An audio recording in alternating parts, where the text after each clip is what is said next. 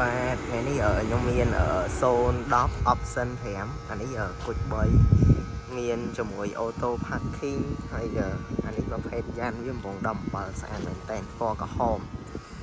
ហើយតាក់តងនឹងការរំលោះក៏ធូរដែរមកគ្រឿងនេះពុកម៉ែបងប្អូនទាំងអស់គ្នាចូលរួមមុនតែ5500ឯងហើយសម្រាប់បងប្រចាំខែវិញមួយខែយើងបង់តែ$222ទេ2-3ដើមពណ៌ក្រហមមកគ្រឿងនេះអញ្ចឹង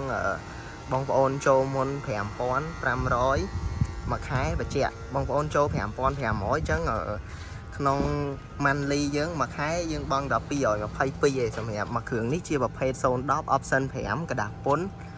មកជាមួយអូតូ parking កញ្ចក់កាត់ពន្លឺ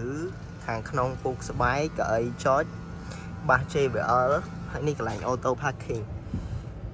អញ្ចឹងមួយគ្រឿងនេះពិសេសមែនតើចឹងបងប្អូនណាដែលមានបាត់ចិត្ត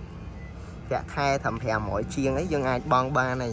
មួយគ្រឿងហ្នឹងយើងបង់តែ200ជាងអីតែបញ្ជាក់សម្រាប់ការចូលរួមពុកម៉ែបងប្អូនចូលមុន5500អញ្ចឹងចង់បានឡានហ្នឹង monthly 1222បងប្អូនចូល5500មុនមក